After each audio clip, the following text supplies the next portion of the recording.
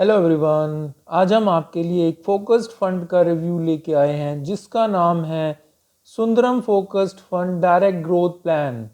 आज हम आपको इस फंड की सारी इंफॉर्मेशन डिटेल में देंगे, प्लस वीडियो के लास्ट में ये भी बताएंगे कि हमारे हिसाब से आपको इस फंड को अपने पोर्टफोलियो में रखना चाहिए या नहीं। मैं अजीत सहरावत आपका अपने इस चैनल पे वेलकम करता हूँ। इस चैनल पे हम रेगुलर इंश्योरेंस, इन्वेस्टमेंट और पर्सनल फाइनेंस के रिगार्डिंग इन्फॉर्मेशन शेयर करते हैं। सो अगर आपका कोई क्वेश्चन आप कमेंट सेक्शन में पूछ सकते हैं, और अगर आप अपने आप को अपडेटेड रखना चाहते हैं, ऐसे यूजफुल वीडियोस रेगुलर देखना चाहते हैं, तो हमारे चैनल को ज़रूर सब्सक्राइब करें। सो फंड का रिव्यू स्टार्ट करते हैं। सबसे पहले फोकस्ड कैटेगरी के बारे में बात करते हैं। फोकस कैटेगरी वो कैटेगरी होती है जिसमें पर्टिकुलर कुछ स्टॉक्स पे ही फोकस किया जाता है, जिसमें बहुत ज़्यादा डाइवर्सिफिकेशन नहीं होती है। फोकस फंड में करीब 15 से 30 स्टॉक्स फंड में रखे जाते हैं। इस फंड की बेसिक डिटेल्स की बात करें तो यह एक ओपन एंडेड स्कीम है जो कि सुंदरम एएमसी कंपनी की है। इस फंड की स्टार्ट डेट जनवरी 2013 है। एयूएम इस फंड का 876 करोड़ है।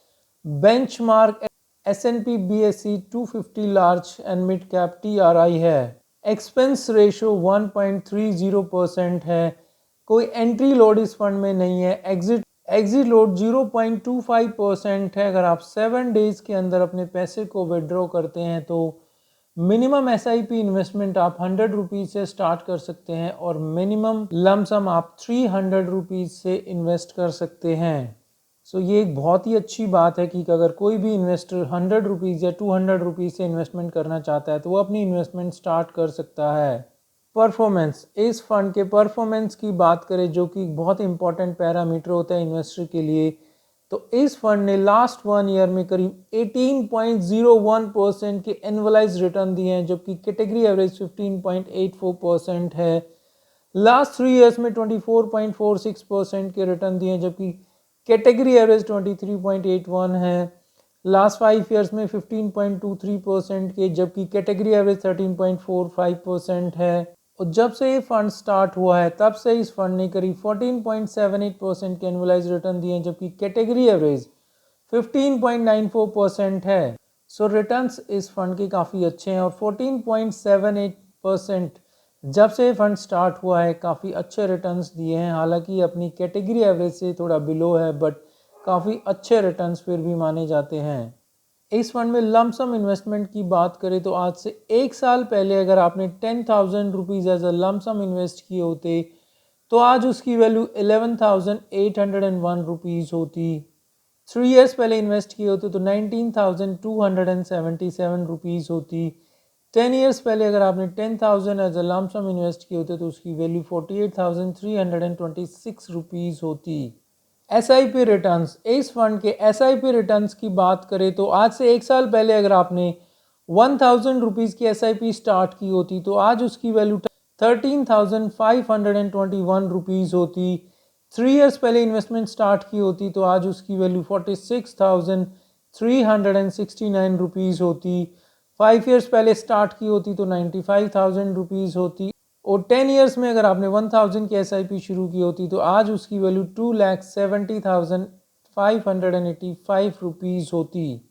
सो आप देख सकते हैं कि इस फंड ने SIP रिटर्न्स भी काफ़ी अच्छे दिए हैं।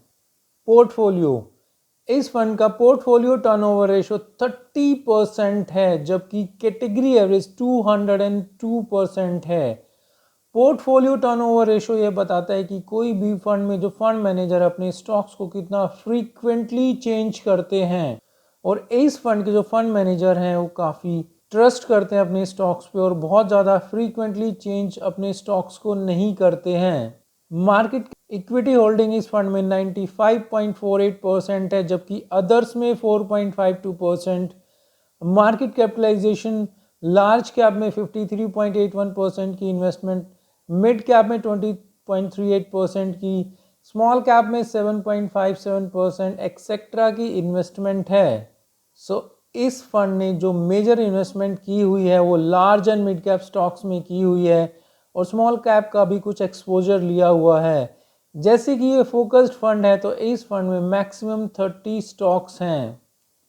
इस फंड के टॉप 10 होल्डिंग्स में housing development finance corporation limited में करीब 8.34% की इन्वेस्टमेंट, इन्फोसिस लिमिटेड में 6.20% की, कैनरा बैंक में 3.38% की और भारत इलेक्ट्रॉनिक्स लिमिटेड में 3.01% एक्सेट्रा की इन्वेस्टमेंट है।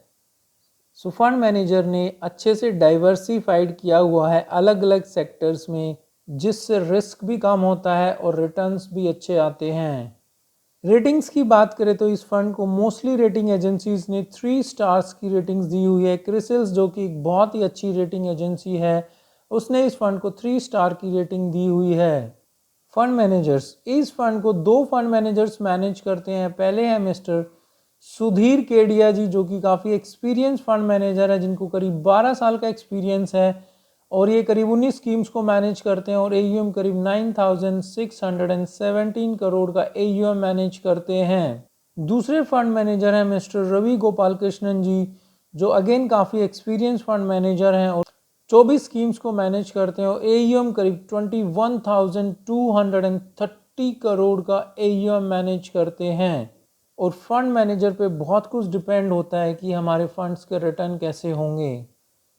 रिस्क रेशो, इस फंड का जो रिस्क रेशो है उसकी बात करें तो स्टैंडर्ड डेविएशन 15.47 है, जबकि कैटेगरी एवरेज 14.36 है। कोई भी फंड है वो कितना हाई वॉलेटाइल है, और जिस भी फंड का स्टैंडर्ड डेविएशन हायर साइड पे होता है वो फंड रिस्की माना जाता है, और यह फंड अपनी कैटेगरी एवरेज से हायर साइड पे है, सो एक्स्ट्रा रिस्क इस फंड ने लिया हुआ है। बीटा इस फंड का 1 है, जबकि कैटेगरी एवरेज 0.9 है। बीटा वैल्यू भी यह बताती है कि कोई भी फंड कितना हाई वॉलेटाइल है, और जिस भी फंड की बीटा वैल्यू 1 या उससे ऊपर होती है वो काफ़ी हाई रिस्की माना जाता है, तो ये फंड काफ़ी रिस्की है। शार्प रेशो इस फंड का 1.03 है, जबकि कैटेगरी एवरेज 0.96 है। कोई भी जो फंड है रिस्क को एडजस्ट करके कितने अच्छे रिटर्न्स देता है, और इसकी वैल्यू जितनी ज़्यादा होती है उतनी अच्छी मानी जाती है। अल्फा इस फंड का -0.84 है, जबकि कैटेगरी एवरेज -0.82 है। अल्फा वैल्यू ये बताती है कि कोई भी फंड को रिस्क को एडजस्ट करके अपने इंडेक्स से एक्स्ट्रा कितने रिटर्न देता है, और इस फंड का अल्फा भी पुअर पोजीशन पे है। सो ओवरऑल रिस्क रेशो की बात करें तो थोड़ा अच्छी पोजीशन पे नहीं है। जैसे कि हमने आपको बिगनिंग में बताया था कि हम आपको वीडियो के लास्ट में बताएंगे कि हमारे हिसाब से इस फंड को अपने पोर्टफोलियो में रखना चाहिए या नहीं। देखिए, ये एक अच्छा फंड है, रिटर्न्स काफ़ी अच्छे दिए हैं, बट कुछ नेगेटिव्स भी हैं, लाइक एक्सपेंस रेशो काफ़ी हायर साइड पे है, रिस्क रेशो भी बहुत अच्छी पोजीशन पे नहीं है, काफ़ी हाई रिस्क इस फंड ने लिया हुआ है। सो हमारे हिसाब से मोर देन एवरेज फंड है।